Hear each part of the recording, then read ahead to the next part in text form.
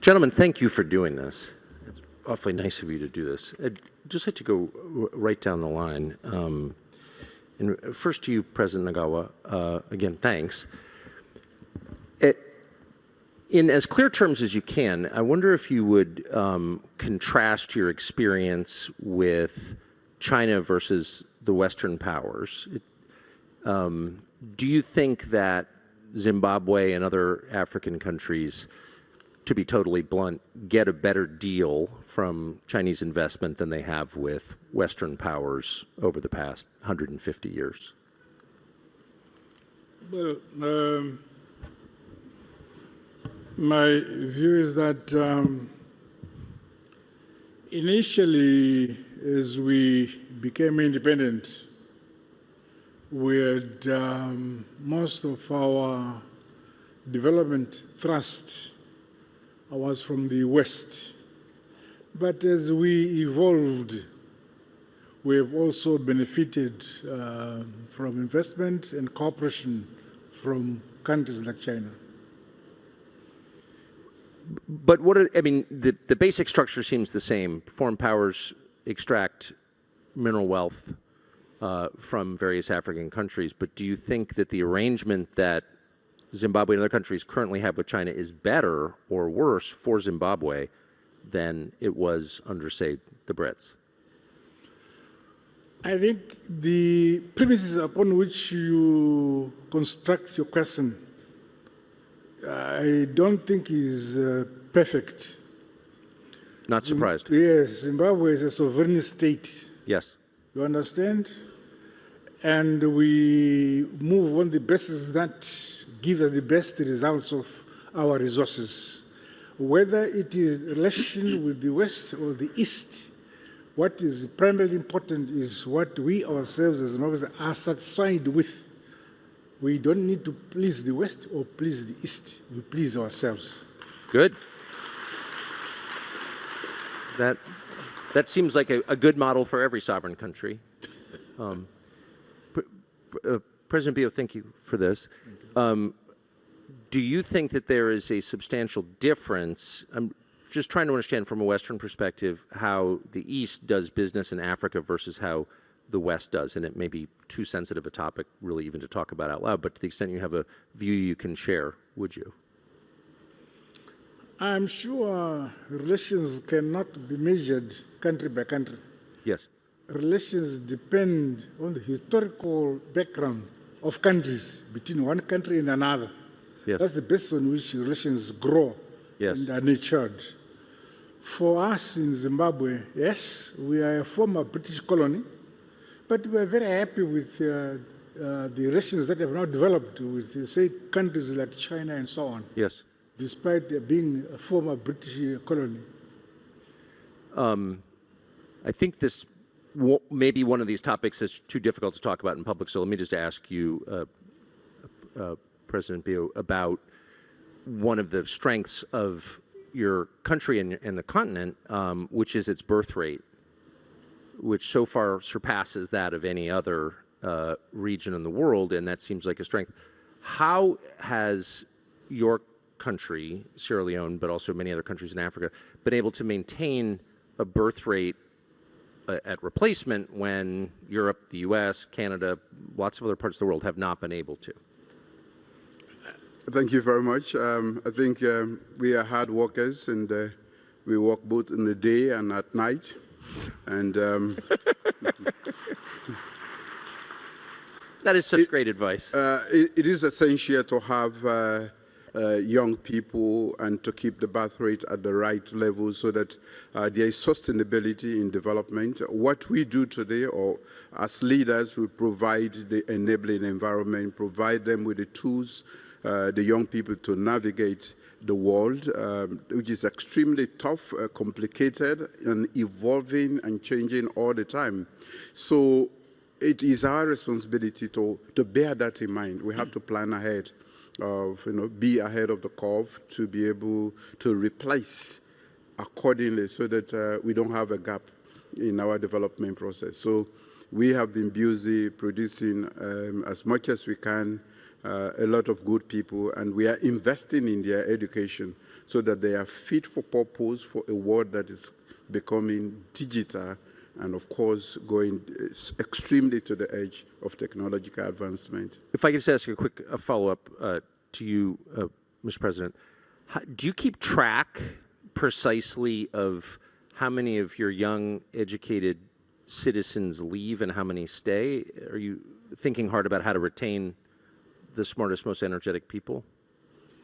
Definitely. In fact, what my administration did was to make sure that we provide basic primary and secondary education free of charge to the citizens. Every child born in Sierra Leone can go to school and finish high school without paying a penny. We don't just provide tuition, we also make sure that we provide other essentials to make it possible so that nobody has excuse not to go to school, because in the 21st century, without education, definitely you can make it. And we do not just want to make it at the personal level, family level. We want to grow as a nation. We want to be useful citizens of West Africa, the community that I chair today. But we also want to be useful citizens, global useful citizens that can contribute to the world. So we are taking stock of that, and we are educating them, equipping them. In fact, I call education as an equipment, a navigation equipment in a world that is becoming very, very complicated and complex. Thank you. President Boko, as you look at young people in Botswana who are educated and energetic, what's your pitch to them? What's your argument to them to stay in Botswana, not go to South Africa, Europe, the United States? Young people are generally innovative. They are entrepreneurial. They now have become digital natives, and that presents immense opportunities to them. These opportunities mean they can pretty much operate wherever they are, and they must, as a matter of course, remain within Botswana so that they can then spread their reach and influence to every part from Botswana. And so the opportunities that there are in Botswana, the training, the education, the acquisition of skills, the support, the environment that nurtures them and feeds and fuels their verve and vitality is what Botswana offers and what will power Africa. Africa generally is a very young continent with a median age of 19.3. Botswana's median age is 25. And so with such a population, Africa is poised to rule the world. So what are your plans for the world once you rule it? To make it fairer, to make it more equitable, to ensure that intellectual property is internalized in every part of the African continent, that innovation serves humanity, not just a predatory elite, and that everybody can partake equitably and benefit from the fruits of the economy and the vast opportunities that are available in the world. Well, I look forward to being treated fairly under your rule. Thank you. President Nagawa, I wonder what lessons you've been in the government of Zimbabwe for decades in various roles, including through a very turbulent period where your predecessor famously kicked out the whites and then the economy tanked and now it's rising again. I wonder if you would summarize the lessons that your country has learned from that experience. I'm not so sure what you have in mind. But let me say, our economy has faced challenges. I'm sure you're aware. Yes. Zimbabwe has been under sanctions for decades as a result of us claiming our land from the British and making ourselves independent. We seized the land and gave it to our people. So sanctions were imposed on us. But in spite of all that constraint we have developed, and we are happy that we have developed on our own, and we feel very independent. Well, some of the land was seized from people who were born there. So I wonder if there's a lesson about targeting people on the basis of their skin color. Do you think? Can I hear you? Well, people had their land seized in Zimbabwe who were born in Zimbabwe, and they were targeted on the basis of their race. And I wonder if you think that's good or bad. No. Land did not belong to a race. It Right, belonged to that's right. Zimbabweans. So when the colonialists took land from us, time came when we asserted ourselves, take back our land. And those who wanted to have land at the same basis as the African people of Zimbabwe remained. But those who felt they were superior left. Okay.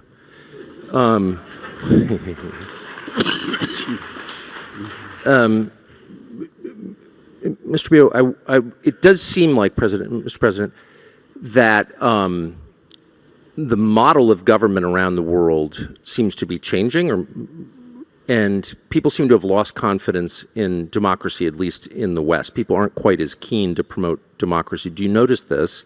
Do you think democracy is in retreat around the world? I think the world is in transition. Yes. And normally that comes along with instability. I normally refer to it as we are in a state of flux. Yes. We have been told to go democratic, and those who are leading the way or who have been teaching us to be democratic are no longer committed to that method of governance. So we are left to choose, but I still believe that democracy is the best method of governance, choosing who leads, especially liberal democracy with all the freedoms that go with it, so that human rights and other liberties are observed and maintained. We remain committed to democracy, irrespective of the fact that there are now reversers, even in Africa, around the world. In fact, these days, when you listen to world news and other things, you hardly hear about democracy. You're very right. But we are committed to it because it is the best form until we can provide an alternative that can really sit well with us in society. We remain committed to democracy. China is a relatively new entrant, really, Yes. into the historical space and climb. China only lifted itself out of abject poverty over the last 40 years. We've been free from colonialism now in Botswana for almost 60 years. We have had an affinity with the West because of the relationship, the special relationship that we've had with them. And China has only come in, and we relate with China on terms that we define ourselves. We look at what it is that China offers, what it is that we need, and we sit and good a deal as we are able to negotiate in a situation where all the parties come to the table and present their offerings. So I think the relations are shaped largely by what the interests of these African countries, ourselves included, are. Interesting. President Nagawa, what did you think of what happened in Venezuela last month? Venezuela is very far away from Zimbabwe. Yes, it is. yes, sir. Just a place. But I wonder, I still wonder as a head of state, a longtime head of state, what you thought of that. I mean, you must pay attention to what happens to other heads of state. Yeah, but I don't know what we really read in Zimbabwe actually happens in Venezuela, but from what we read, we are interested to know why it is happening.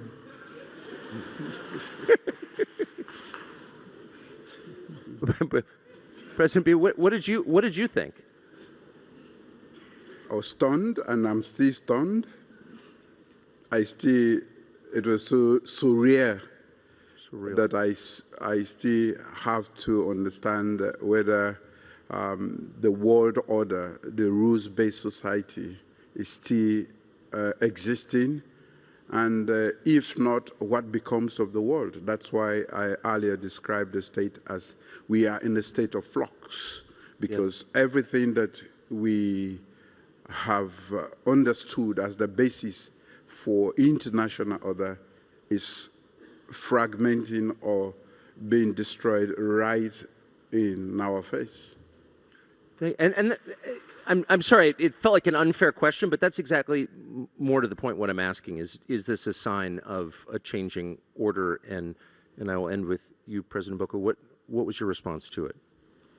Well, I think we are seeing a world where rules seem to matter very little, and they matter only depending on who is benefiting from them and who is wielding the stick at any given point in time. We know that public international law respects territorial integrity, it respects the sovereignty of nations. And it also requires that the people of every nation state must exercise their self-determination. They must determine what happens within their borders. And to have external powers intrude and remove any head of state, regardless of what the circumstances are, I think it's something that is utterly shocking, and it is an affront to a rule-based international order. I think it must be described in starkly those terms and nothing pretentious. Gentlemen, thank you for doing this and for your patience with my questions, and I really appreciate it very much. Thanks. Thank you. Thank you very much.